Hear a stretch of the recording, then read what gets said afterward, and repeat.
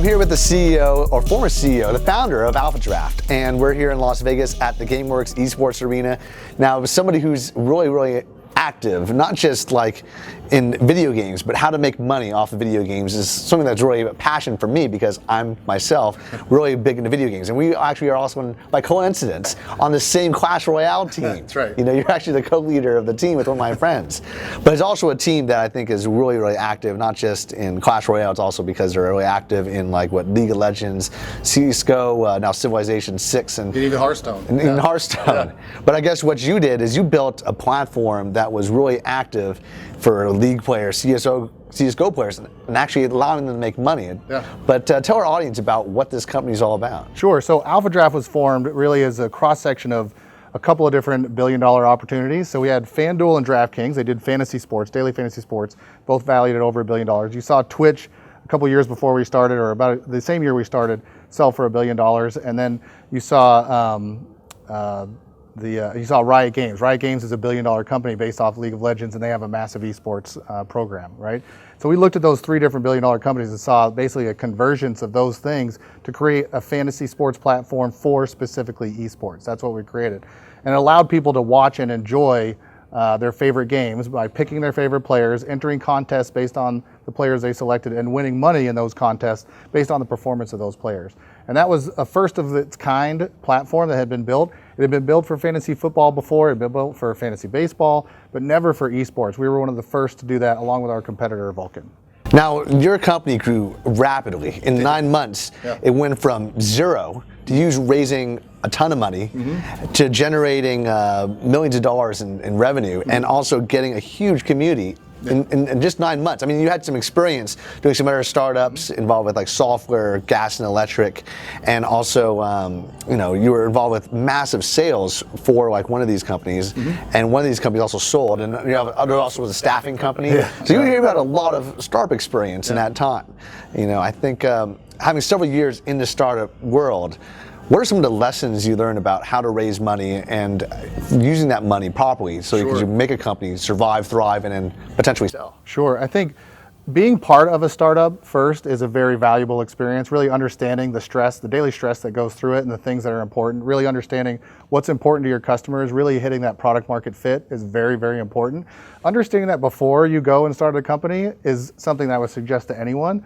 It's a good experience to have. Now for me, the first startups I was part of, they were enterprise software. There was an oil and gas startup, oil and gas technology, a staffing company, and those really helped form the basis for how to operate a company appropriately. The fundraising really came in that last version, and the most experience I got out of that, the best experience I got was from working with other entrepreneurs. So I joined an incubator for AlphaDraft, and before, when we started the company, we didn't know anything about fundraising. And luckily we joined an incubator in LA, Amplify LA, it's one of the top ones in the country. And Paul Brico was a partner at Graycroft, and he taught me how to go in and pitch to these to investors in order for us to be able to fundraise quickly. In fact, he introduced me to over 80 investors, 80 VCs, and I pitched them over a 6-week period and raised $5 million. It was an intense learning scenario. I had to learn so much in that time frame, and I had to fail a lot. The first 10 to 20 meetings, I mean, I was a disaster.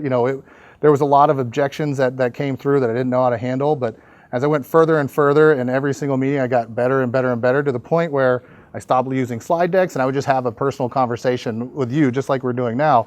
And I became much more effective at that point. The fundraising, learning about that was just such a huge part of the Amplify LA experience that I was part of. Well, I imagine also during that time period, not only was your pitching growing, but the community that you had on your website was also growing. The success you had in the website and getting transactions, more activities was also growing. What are some of the things that you did to get people to your site and develop a stickiness so the relationships was loyal to your brand, your site? You know, it's funny, when we started, we didn't know what we were doing, right? We just launched it because we were passionate about fantasy sports and esports. And really the best thing that we did was get involved in the influencer community. So getting people that are involved in esports, people on Twitch, on YouTube, getting them to play AlphaDraft and describe it to their customers. And because we had those influencers that are trusted in the community, people started to come to play on our site. And what's interesting is that they started creating their own communities. Like there was a Reddit forum that people created on their own. There was a Discord channel that our users created on their own, where they started communicating with each other for us, which was great. And so we wanted to feed those communities, those self-created communities, and it really helped grow the platform from there. We had the same thing happen to us for subreddit communities and Facebook groups. And in fact, on our site, we have people actually organizing their own groups, but we have 300 groups that we kind of organize ourselves locally to get live events. How are you utilizing the online experience and the live experience combined together? Sure. Well, that was a big part of what we want to do, is that when you're watching the games, when you're watching football, for example, in traditional football and fantasy football, you want to experience the game in a different way. So for the NFL, some of the games are kind of boring, but they created this thing called the Red Zone channel, where it hops around to different games and it really highlights the players that are performing well. And so for you, when you're playing fantasy, it makes the games more exciting because you're rooting for players. Even if it's a stinky game, you're really rooting for AJ Green to score a touchdown. So it makes boring games exciting. The same thing with esports is that sometimes there's a monotonous time at the beginning of a game, or even in the middle or the end, or it's a lopsided victory, but you're so excited because you're still rooting for those particular players on your team. You're way more engaged in that in the game because you're rooting for a particular player, even if it's a blowout or even if it's the game's almost over.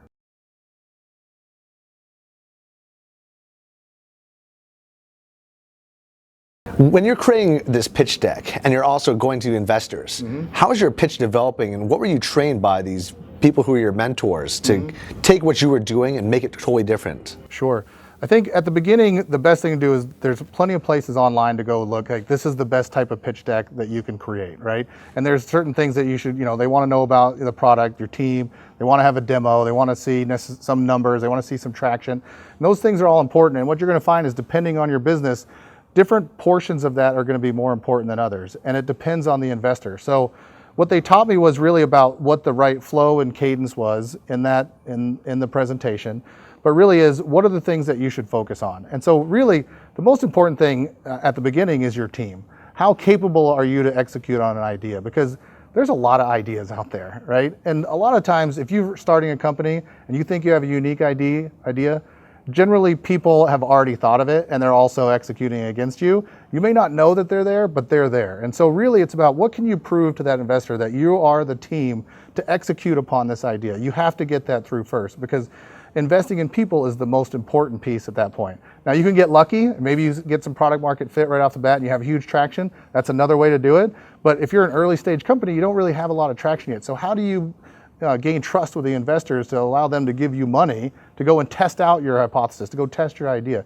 You have to show that we're going to work hard, we're not going to let anything else distract us, and we're going to make sure we absolutely nail it on execution to either prove that our model works or it doesn't, and we're going to be resilient enough to go and try another idea or to pivot into something else that will actually make that investor money. If you can't prove that, then you're not going to get money. Just hearing you say this is interesting, because about 3 days ago, I went to the Palms recording music studio and I made a rap song, my first rap song ever, where I say, step one, start with the mentor, deliver value till they got what they sent for. Step two, you build a team, build crews. And then step three, you get a plan. And basically it was a hip hop rap about how to build a business.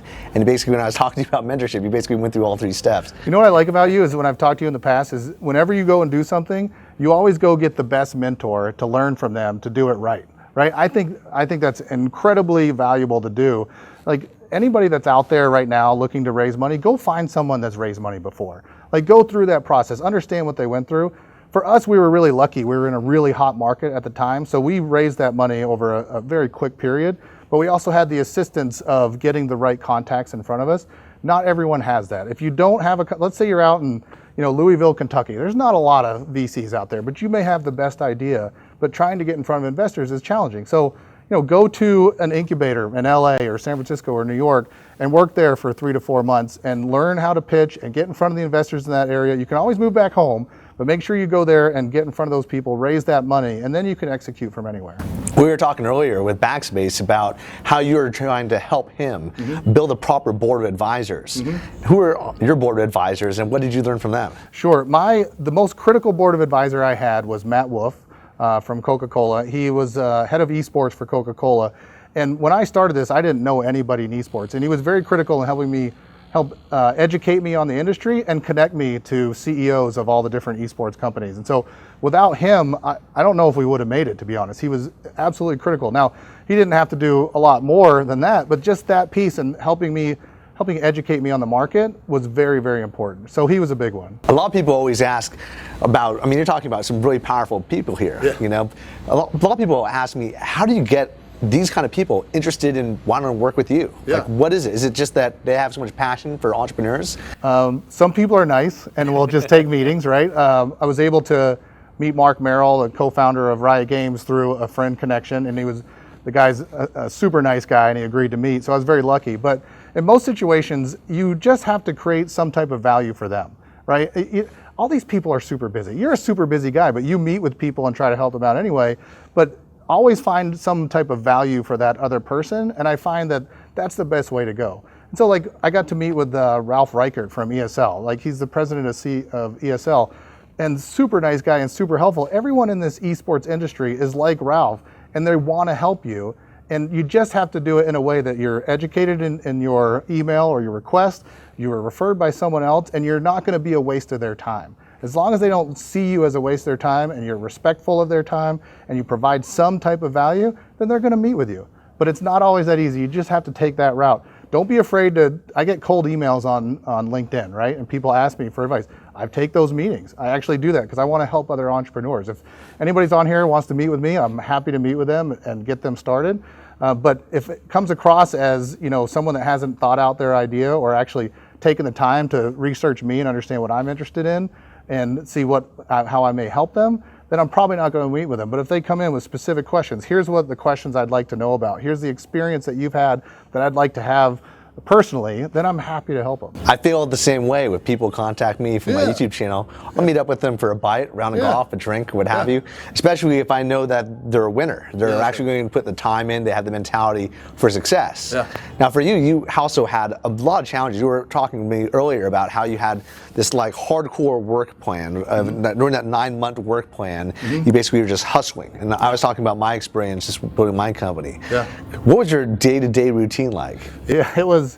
It's funny, when you're CEO, you have to do everything, and you're also a psychologist or psychiatrist for your team, right? Because everyone gets stressed out. But usually I'm up 6 or 7 a.m. and I've already started emails. I'm usually in bed emailing on my phone, and then I get up and I'm at work before everybody else. Usually 8 a.m. This is most of the time we're at the incubator at Amplify, and usually all day long I'm either selling, I'm trying to find sponsors, I'm trying to raise money, operating, doing product work, all of those things. And that usually lasts until 10 or 11 at night. Like, that was my day from really, I'd say September of 2014 until September of 2015 when we sold the company.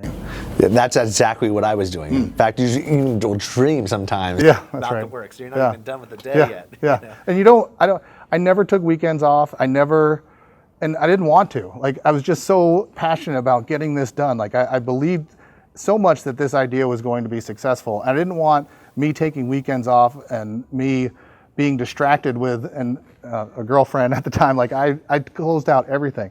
I don't necessarily suggest that for everybody, but I believe if you want to be successful, there has to be a time in your life where you're like, okay, a little bit of delayed gratification here. I'm going to work my tail off. I'm going to take away all distractions. I'm going to completely focus on what I'm doing. And if I'm an investor, I want someone with that attitude running my company. If I'm going to invest in a startup, I want you completely dedicated to it. And it's not meant to be like some type of slavery situation. It's really about, I want to invest in people that are so passionate about something, nothing is going to get in their way. And that's how I felt when I was executing. No one was going to stop me from being successful. No one was going to outwork me. Well, you were in charge of the vision, the mission, the dream, all that stuff, and you basically had to be. I mean, that's also why I recommend most people don't become entrepreneurs, because the kind of dedication you have to have, like you were talking about, you sacrifice a social life, no girlfriend, no pleasure, I mean, you're in startup mode, you're in hustle, and if you want to actually get full success, you got to sacrifice it all, be willing to do that. I agree with you. I think a lot of people start a company and they take it as from a 9-to-5 type perspective, and I just think that's too wrong. That's so wrong. Like, a couple of guys that have preached against that, Gary Vaynerchuk, obviously very successful, Mark Cuban, same thing. You know, they talk about that, where someone's going to outwork you if you don't work harder, right?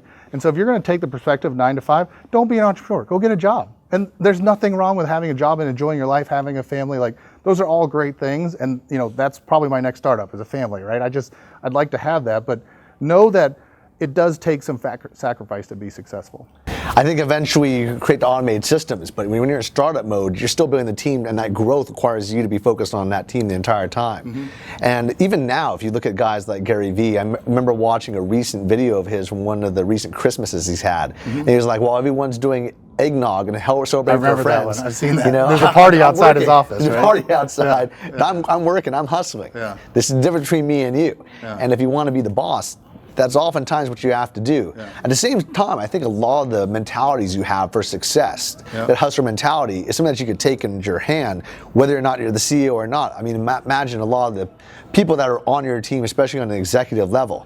Maybe they weren't working to the extreme that you were working as a CEO, but they still probably had a lot of that fire and passion because you instilled a certain kind of culture and belief system in there. Yeah. Like, what were the values that you're trying to focus on instilling in your team while you're growing your company? It's funny. I never actually just laid out, hey, these are our values. It was, I don't know, I had really great co-founders where I worked super hard and they worked super hard. And that was the expectation.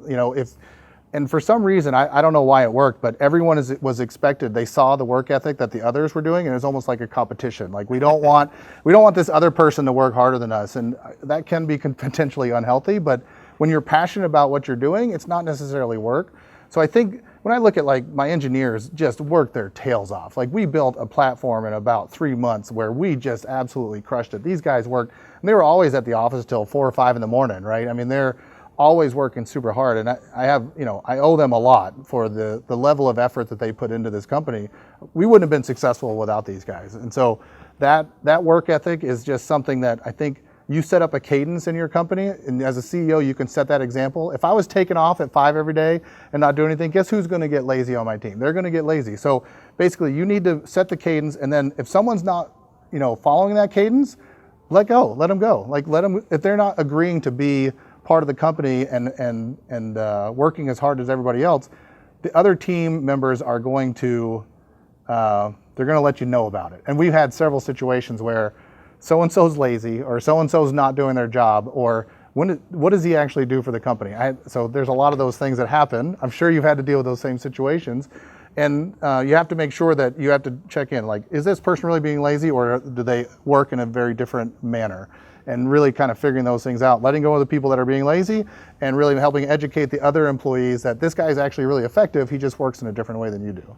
Now, all your team, were they all in the same city, so you could kind of like know which guys were doing their job, doing it responsibly, and which guys were really just living that other kind of lifestyle? Yeah, no. In fact, our entire company was in different cities. Basically, one co-founder and I were in LA at the incubator. One engineer was in San Diego. One engineer was in Boston. We had guys in Croatia. We had people doing stat services for us out of the Philippines, out of Africa. Like, we basically functioned through Skype, and that's how we communicated, and then eventually got onto Slack, and that was fantastic, by the way. And so that's how we communicate with each other. And then I would have a weekly meeting where I wanted to see their faces so I could see their reactions, see if they're mad at me or not, see if they're happy, and try to keep things loose, because if you're working that hard, you gotta have some fun. And so I tried to at least once a week get everybody on the same page, make sure we're working on the same thing. So a lot of times it's very difficult to know if someone's doing something or not. So the way that you measure it is you set up some type of task and give them a time frame for it, and you see what's the quality of work that they give in that time frame. And if it's something that meets your expectations, then great, they're doing their job.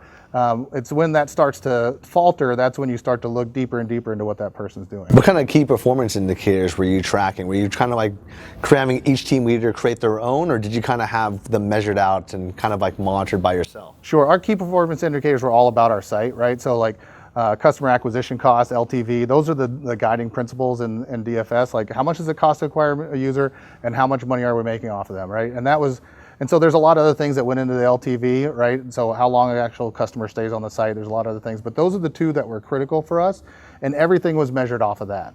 Now, in terms of like measuring that, but combining that with like the goal-setting activity reports that you guys were generating, did you guys kind of have each of the teams have their own kind of like goals that were measured by you, or do they kind of like have their self-measured goals that were kind of just, created from themselves on upwards? Nick, I would like to say I'm that organized, but I'm not. I am not like that at all.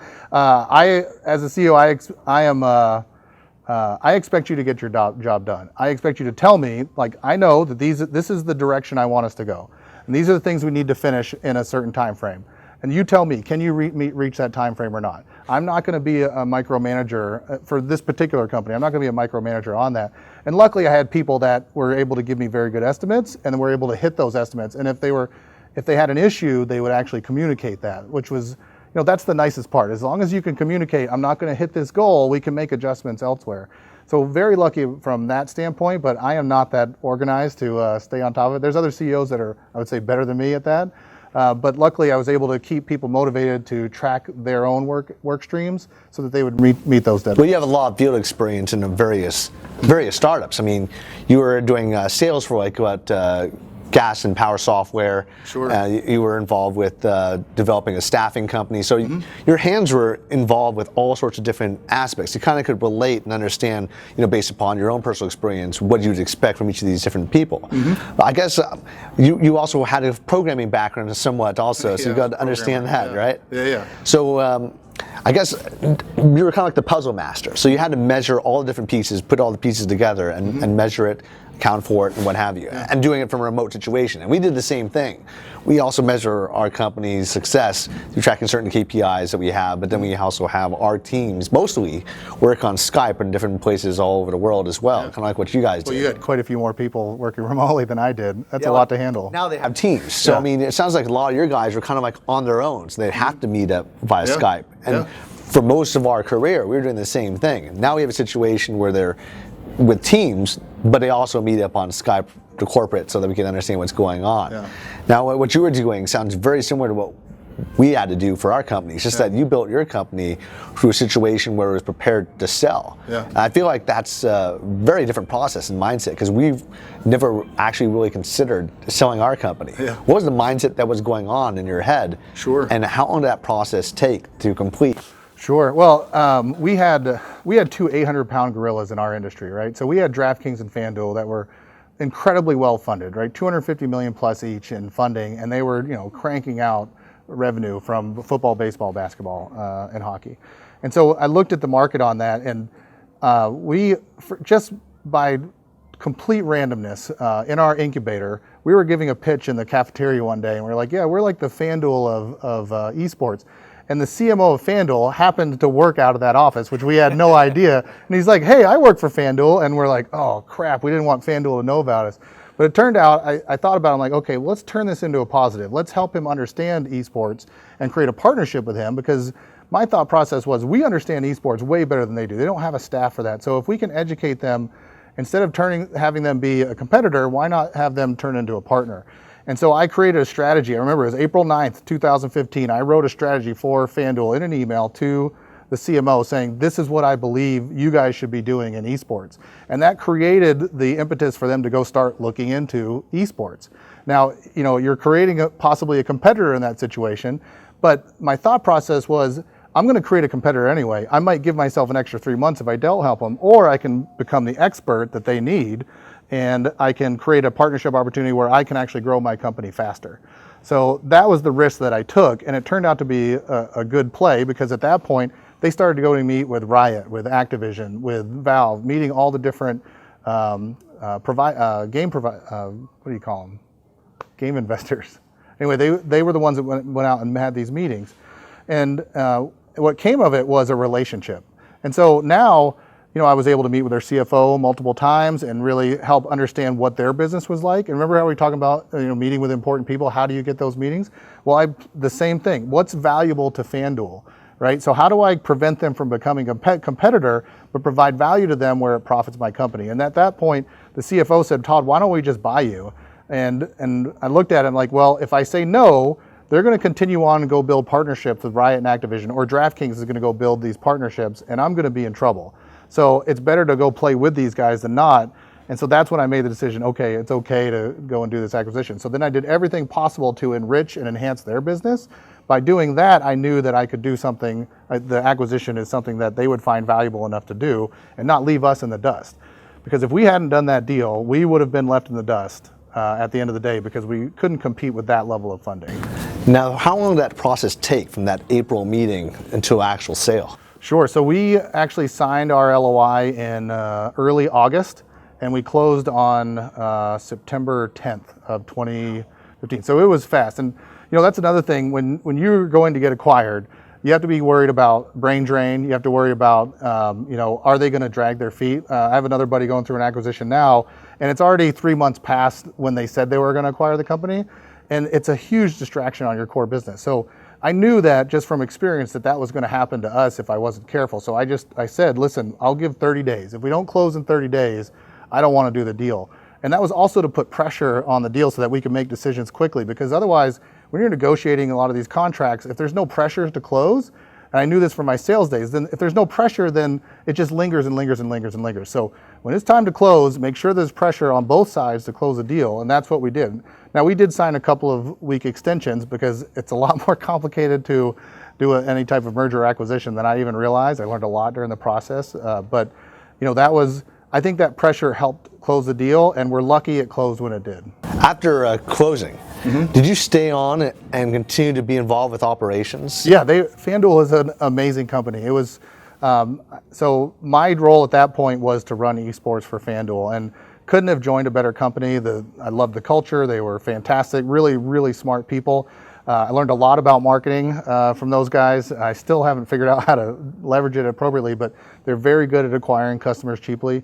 So I learned a lot from them on that. And the esports piece was rolling very quickly until the devastating thing that happened to the entire industry, where Ethan Haskell was the big controversy happened with Ethan Haskell. At that point, that was 3 weeks after our acquisition, and the whole industry basically tumbled after that. You learned a lot from FanDuel about how to acquire customers quickly, but you yourself did it really well yourself for your own company. Now, first we were talking about influencer marketing in terms of like building a community, and we do that as well. Yeah. In fact, my whole YouTube channel is just about connecting with influencers and kind of like sharing their story and learning from that. Yeah. But at the same time, there's other things you're talking about in terms of social media, and you study social media almost religiously. You're studying all the gurus. That's right. From what I've heard about. Yeah. Now, what are some of the things that you really have maximized and found you really optimize for your company and your business? Sure, I'd say the thing that's really important is providing value to your users, right?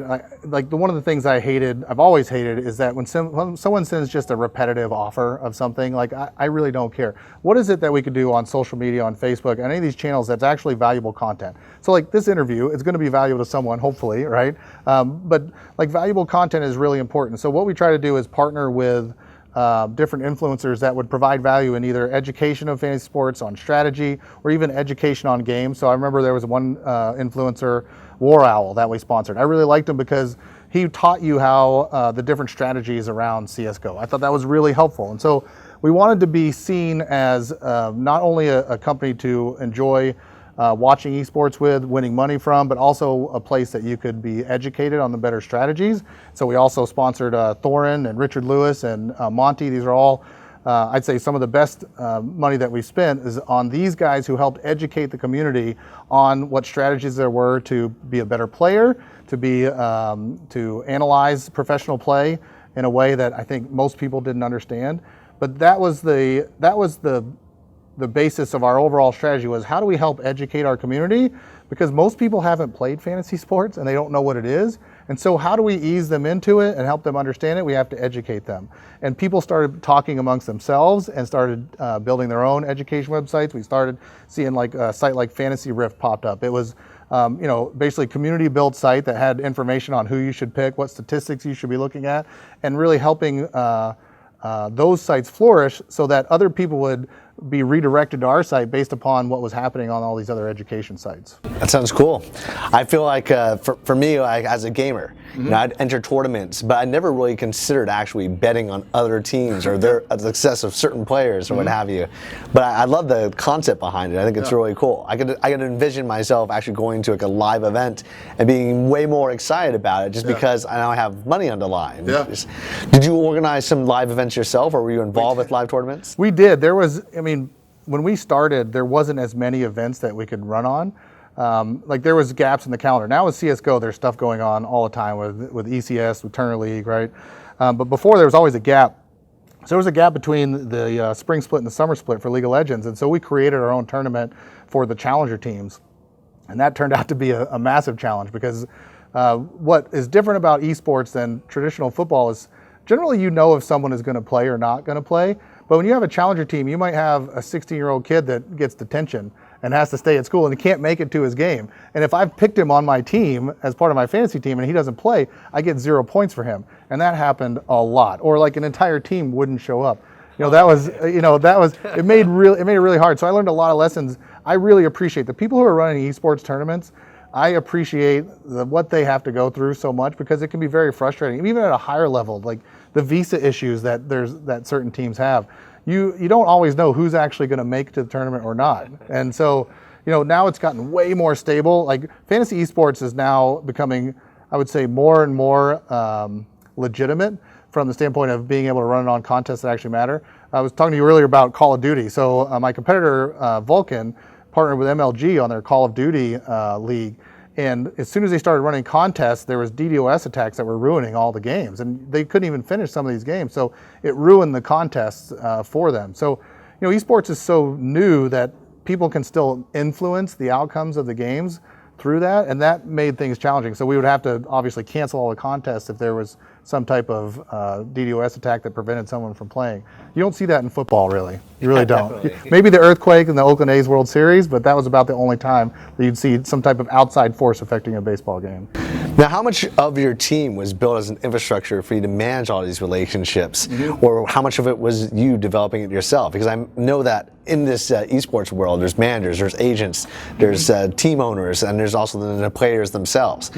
And how much of it was you building these relationships out, networking, and building these relationships yourself, or having people within your infrastructure that were kind of like delegated to be these kind of reps? I would maintain the executive relationships, so that was my main focus. So whether it was founders of Twitch or if it's executive at Riot or Activision, I would maintain those relationships.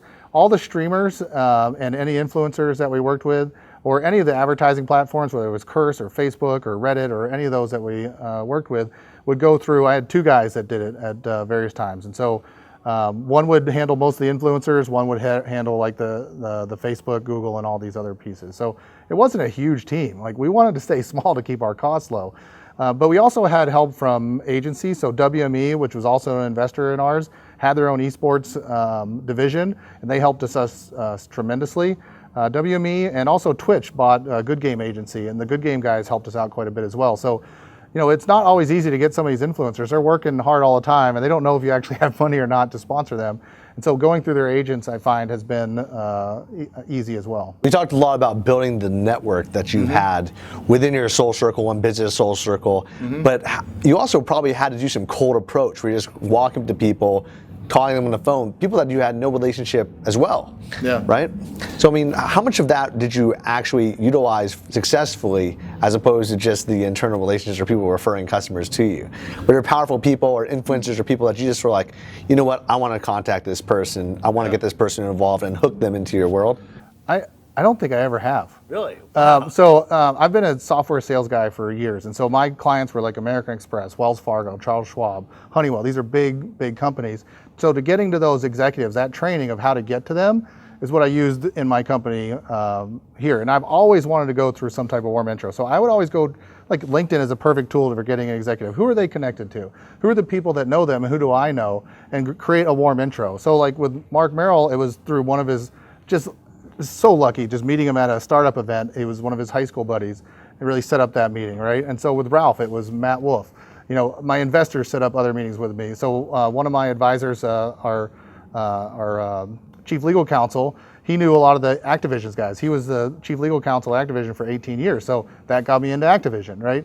So it's all about, I always leverage relationships because I think it's a lot easier to go in and have a meeting of value when you do that. So not everyone can do that yet, but it's about building a network of people that aren't necessarily those executives, but have contacts at those levels that allow you to come in warm and have a legitimate conversation without them thinking you're wasting their time.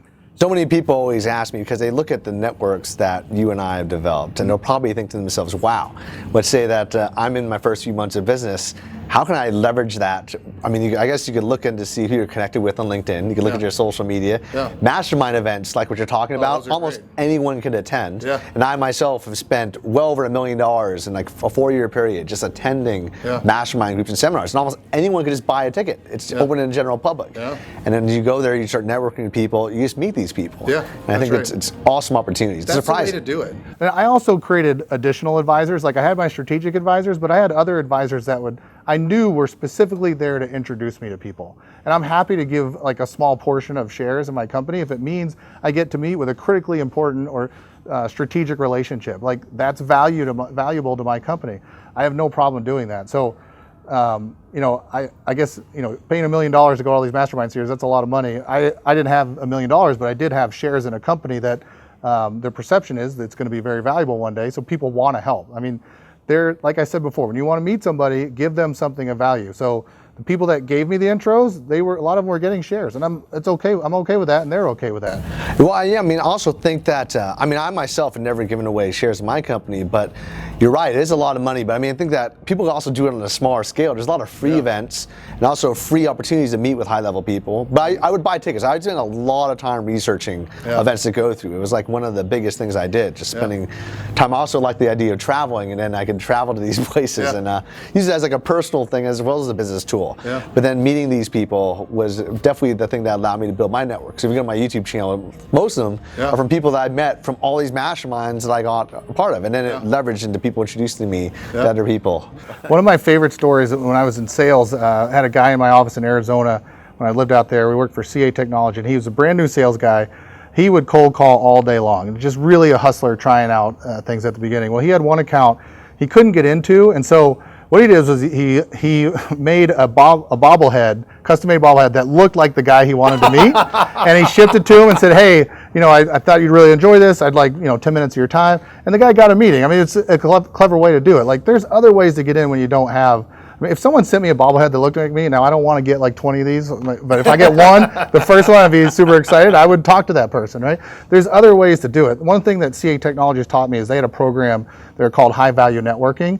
And one of the things was really about understanding the people that you're dealing with and getting to know them before you even meet them. What are they interested in? What are the things that are they part of a charity group, right? Are they part of some type of sport? What are the things that they're into? Get to know this person so that when you're communicating with them, you're speaking on their terms. And that's a much better way of doing things. Then once after you meet them, follow up, write a card, thank you card. Thank you card. Those are fine. Like, most people don't do that.